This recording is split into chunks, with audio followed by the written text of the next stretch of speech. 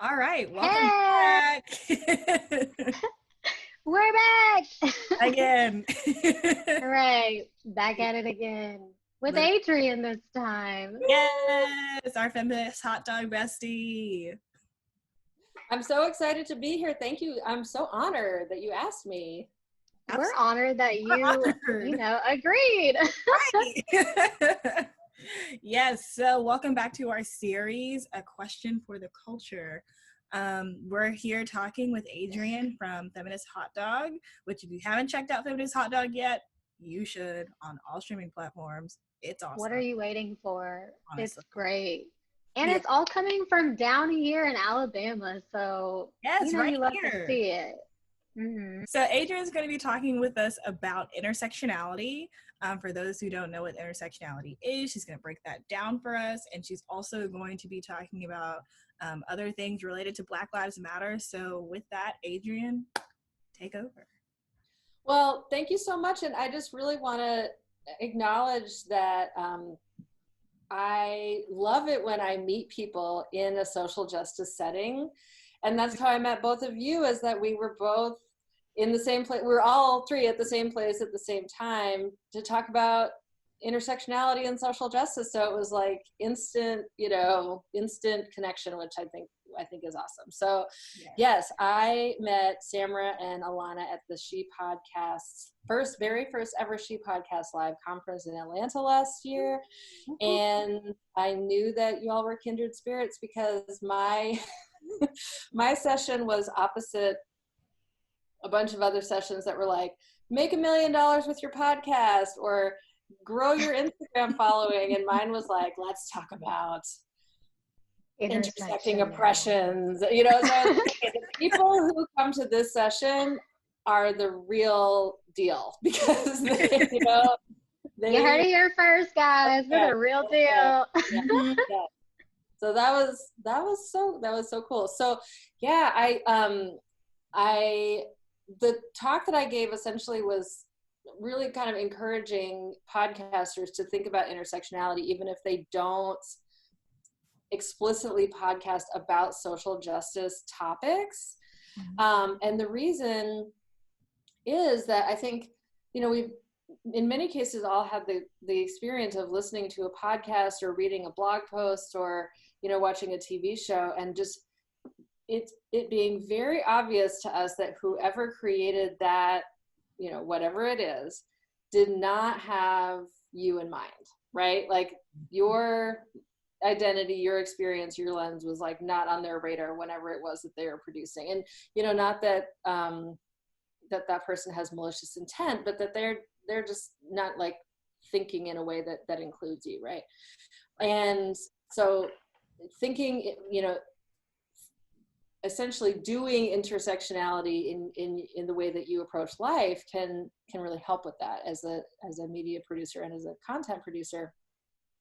So that term was coined by a woman named Kimberly Crenshaw, who is a legal scholar, and in the 1980s she got very interested in the case of a woman named Emma de Graffenried. And I'm going to give like a very short version of the story, but everyone who's watching should go watch Kimberly Crenshaw's TED Talk, The Urgency of Intersectionality, first of all, because she's just a brilliant speaker. And this is truly her, I'm just kind of regurgitating what her framework, but also because of this moment that we're in, which I'll explain in a minute. So Emma applied for a job at an auto manufacturing plant and did not get the job. And she sued under, with the belief that it was because she was a Black woman that she did not receive employment at this factory. And the judge threw her case out, or the court threw her case out, because they said, well, that's not possible that you were discriminated against, because that factory employs Black men and that factory employs women. So they're obviously not racist or sexist, so you don't have a case. And what Emma de Graffenried knew to be true was that the manufacturing side of the plant employed Black men, and the sort of administrative side employed white women, they weren't going to employ her in either of those settings, right? So that judge or that court really didn't see her as someone who had intersecting oppression that was influencing her employment opportunities, right? And so that invisibility was sort of yet another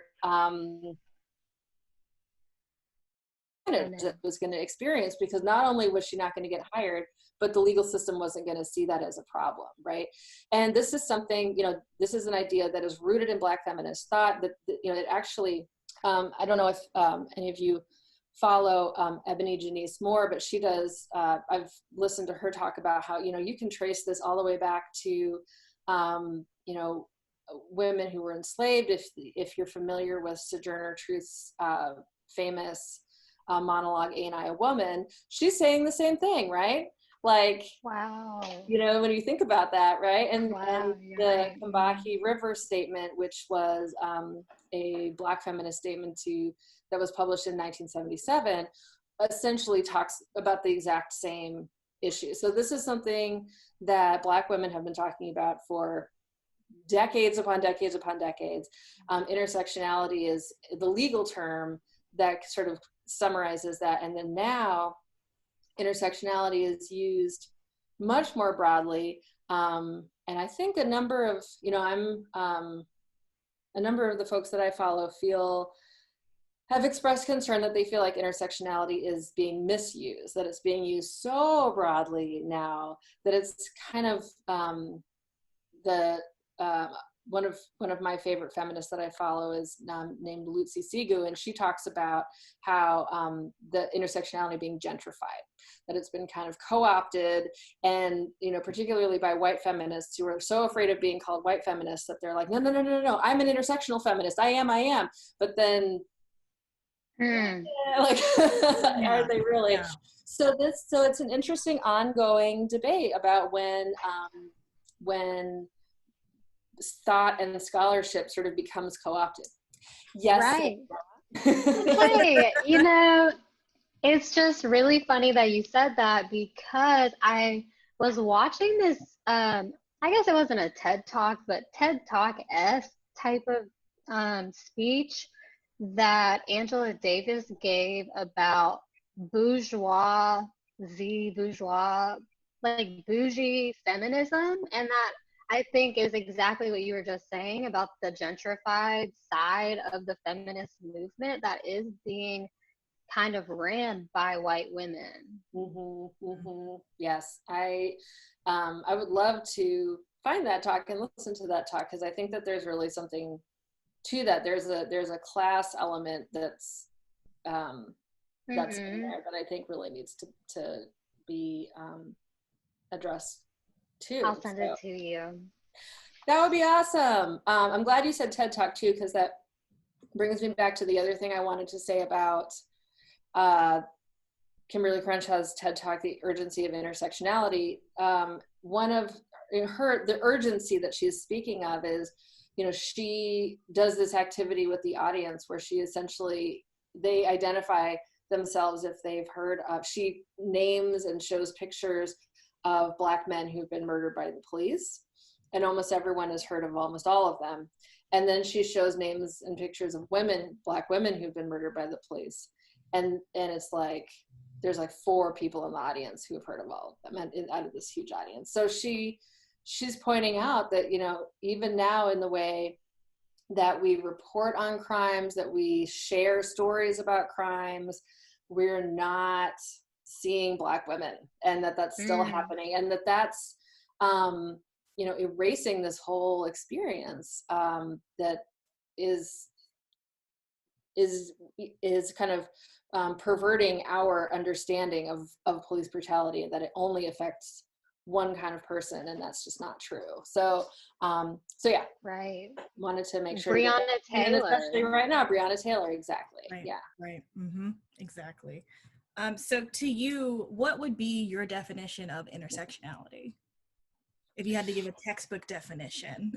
Oh my gosh. So intersectionality is, putting me on the spot.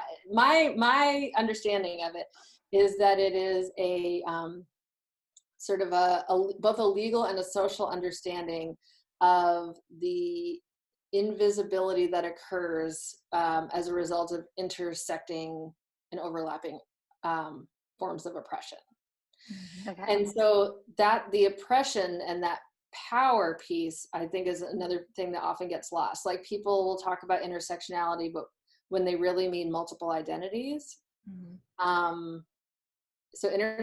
having everyone has multiple identities, right? Intersectionality is not referring to your multiple identities. It's referring to how if your multiple identities include multiple forms of oppression, then you may have difficulty, for example, finding a place in a social movement that you feel like really sees you and respects you. Because say you are, gosh, I'm trying to think of an example within feminism. Like, say you are a Black trans woman, right? There are, unfortunately, groups who call themselves feminists who are anti-trans and like would not necessarily, or LGBTQ, but they wouldn't necessarily, JK Rowling. Right.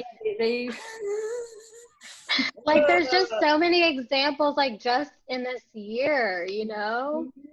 So, do you want to organize with women? Do you want to organize with trans women? Do you want to organize with Black folks? So do you want to, like, it's like, and why should you have to split yourself up and choose? And will any of those groups accept all of who you are? And that's, I think, something that really is a challenge for a number of organizing groups. And feminine, right now I'm researching an episode that I want to do either at the end of the season or next season about this anti-trans feminist stuff that's going on in England right now, which is so bonkers and so toxic and so bad. And not that it's not happening here, because I don't want to say that, but it's people are really out and proud about their anti-trans transphobia stance in feminist circles, quote unquote feminist circles in England. And it's right, it seems so counterproductive to exclude people from something that is supposed to be like we're all oppressed, so I don't see why you would exclude a certain type of oppression from your oppression. It doesn't make sense. It doesn't make sense to me either. Yeah. It's like I have to be different in some way from that group of people. I can't be associated with them, like it doesn't, what's not clicking?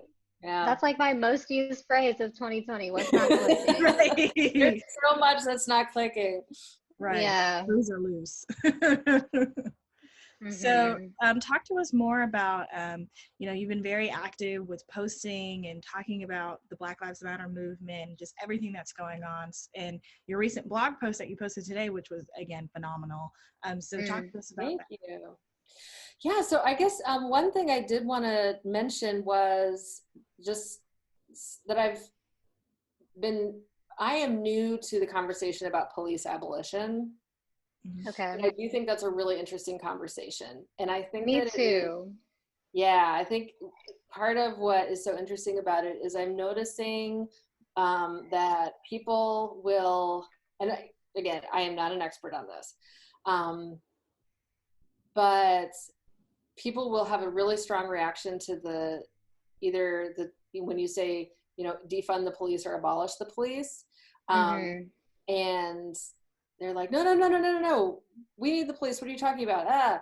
And then if you kind of break down the actual suggestions that have been made by police abolitionists for many, many, many, many years, it really is. It's often not characterized this way, but in my way of thinking, I think it is kind of an inherently feminist movement, because it is very much focused on community taking care of community. So you have people in your community who are trained to help people in a certain way. People need help in so many different kinds of ways. Right now, we only have one, system that addresses all of them, and it does it very badly, obviously, and dangerously.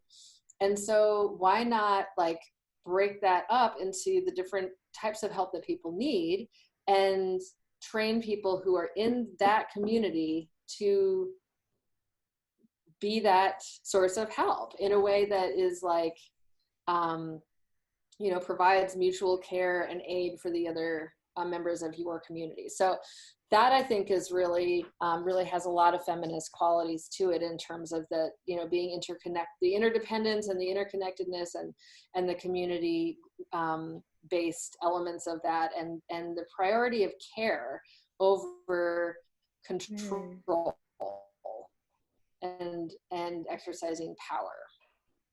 So, am I still with you? There was a little freezing for a second. Okay, so there's that.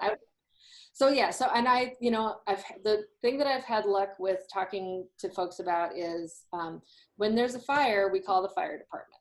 So why would we call the police for like a drug overdose and like a kid who's throwing a tantrum at school and, you know, to catch a serial killer and for some homeless guy who's having a mental health breakdown in front of a Target or, you know, whatever. Like there are so many different things that the police respond to that could be much better responded to if all the money that we put into just making the police more and more and more and more dangerous, essentially giving them more weapons, bigger weapons, making them more, you know, quote unquote powerful, but it's powerful in like a very, very toxic, very, what I see as very patriarchal way of trying to just exercise as much control as possible through use of force.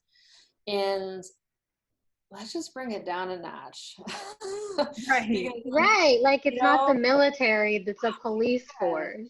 That's right. And what we're seeing so often in the footage that's coming out of the protest is the police really escalating the situation because they don't feel like they have control. So that's, you know, that's, I think, interesting.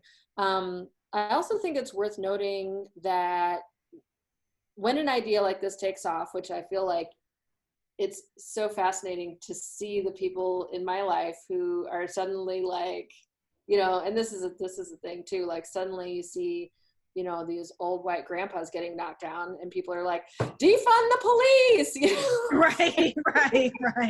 That's the way. Or like have them knee a dog and all of a sudden like laws will be passed, you know? It's interesting how you have to appeal to like compassion in people. Right, the compassion that they can access because of their privilege and their whiteness. I totally lost my train of thought. I'm sorry. Okay. So I'm like afraid to interrupt you. I'm just gonna like let you go. No. It's all good. I believe me, I can just sort of go on and on. So I think it's important to recognize that this idea has taken off, but there are people who have been doing this work for years and years and years and years. And Eve Ewing tweeted about this yesterday, and I was so like, this has been something that I've kind of worried about that I was doing, that there are, you know, 3 women in particular who have really sort of held this down publicly for a long time, and that's Ruth Wilson Gilmore, Angela Davis, who has been doing this work for decades. Queen. Yeah. And Mariam Kaba, who is the person that's whose work I followed the most. Her Twitter handle is Prison Culture. She's very, very active on Twitter. And she's great. She was, last week she was on the Call Your Girlfriend podcast, which I highly recommend that folks listen to that episode because she's just super, her way of talking about this, she's phrases all of this much, you know, better than I can.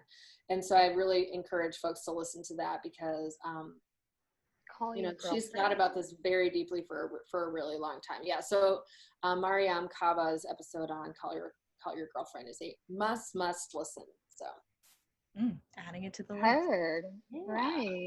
Right, exactly. So talk to us about, you know, your background in the feminist movement, how you see that playing out with the Black Lives Matter movement that's going on right now, and kind of what you see going forward, what needs to be done, what has been done, what can be changed, and just, go for it. Yeah, oh my gosh. Where should I begin? So I am somebody who had I had a strong academic preparation in studying like race politics and Black power movements and like political racism, and also resistance of racism, political resistance. Okay. So even though I kind of had this like academic grounding, both in my undergrad and my graduate, I really did not apply any like self reflection.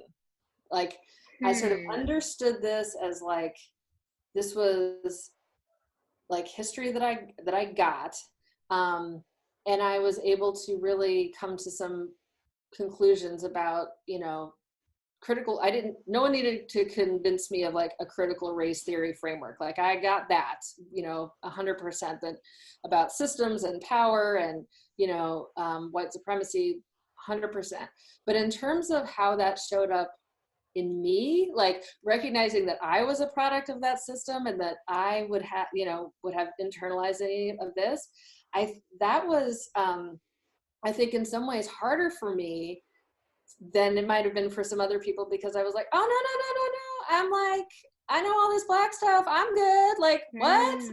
And so then I would say it was like in the last, really in the last 7 years that I got I moved to Alabama and I got really, very immersed in, the actual sort of more like work on the ground. And that really prompted a lot more of my own self-reflection. And, I'm considerably older than both of you. So I'm 45. So that means that, I was in my late 30s before I really took a hard look at sort of my own white supremacy thinking, right? So I feel very, that journey is a familiar one to me, and it's also an ongoing one for me. And that's part of why I kind of feel like my role is to sort of, I do a lot of talking about racial justice, and I try to uplift, diverse voices.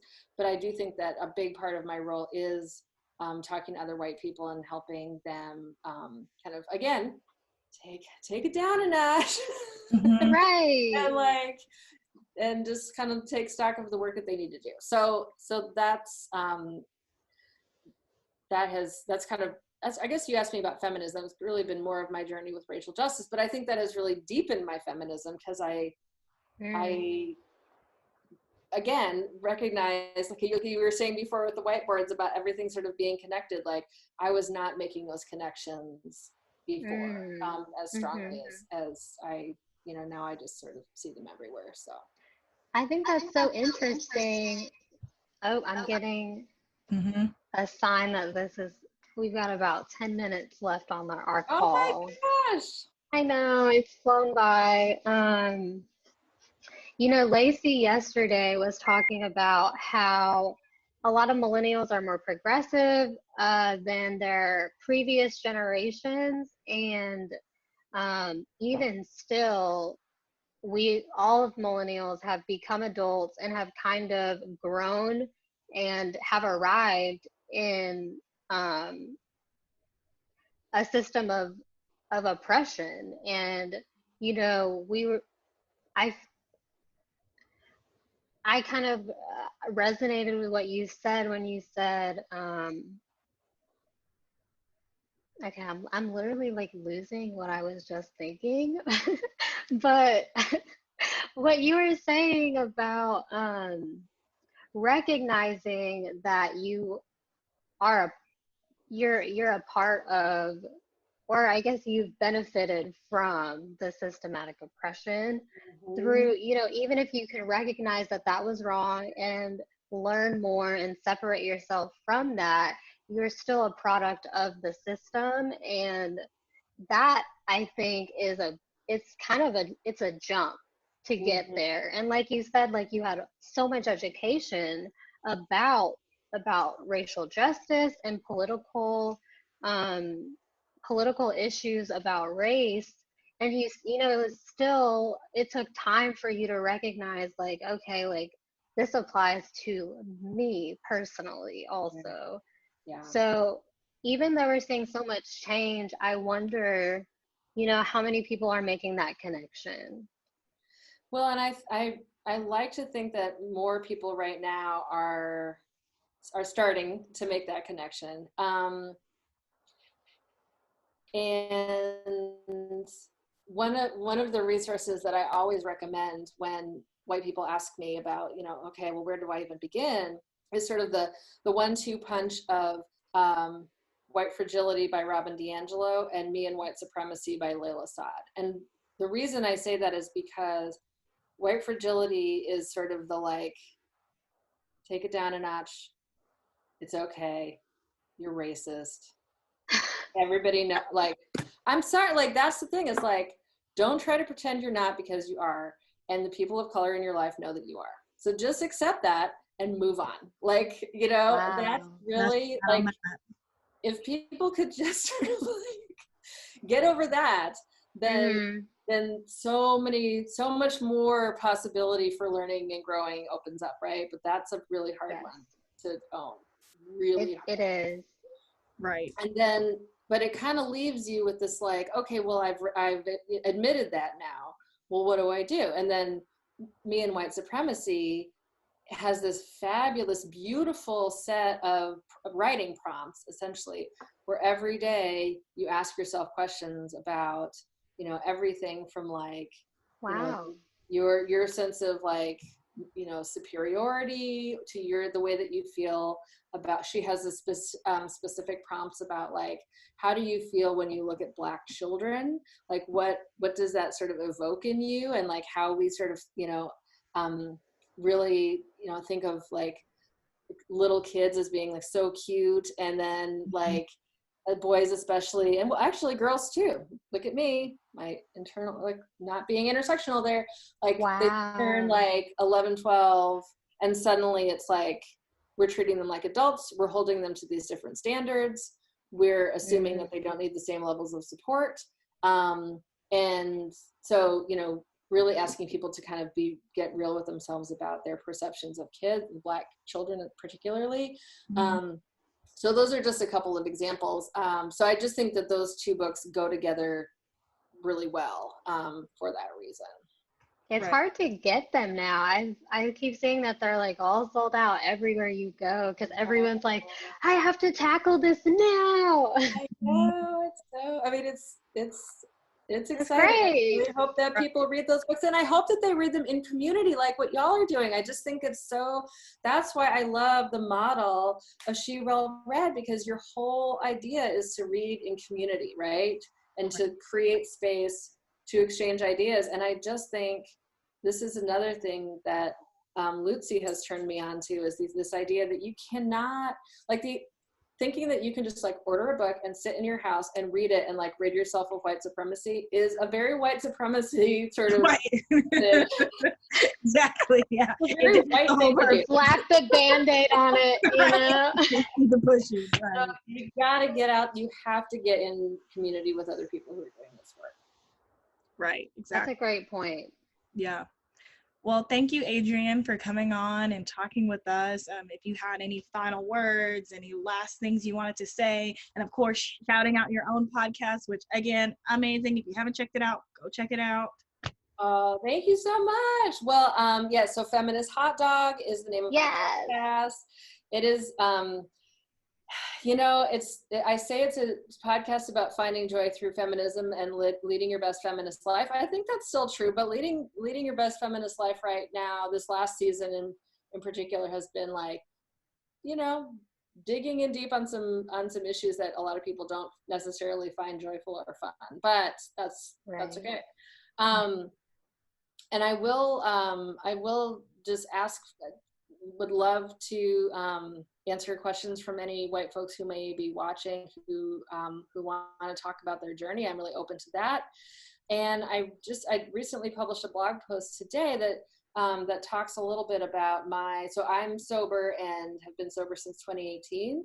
And I, in the blog post, draw some comparisons between, kind of wrapping my mind around the work that's necessary to really extricate myself from white supremacy ideas, which is ongoing work that you have to do every day forever, and drawing some comparisons between the everyday work of being in recovery. And that basically we have to all recognize that white supremacy is like an addiction. It is an addiction. And so if we as white folks are as serious as we say we are about committing to this work, then that means that this is day in, day out for you for the rest of your life, and that doesn't have to be a scary thing. We actually have a recovery model already that can help us sort of wrap our minds around that. It doesn't mean that it actually means that your life is going to be better, because it's, it will restore your, I don't think it's an overstatement to say it's like white supremacy is taking our humanity. So if it's getting back something that is really, really precious to do that work. Right. Totally. I agree. And I remember just reading your blog post earlier and being like, wow, this is it. This right here, this is it. So like I said, if you haven't checked out that blog post already or checked out Feminist Hot Dog, be sure to do so. We'll be tagging Adrienne and all of her work in our post. Thank you so much again, Adrienne, for coming on, and we will see you guys later. It's always a pleasure. I can't wait to talk to you all again soon. Yes, thank you. Bye. Bye.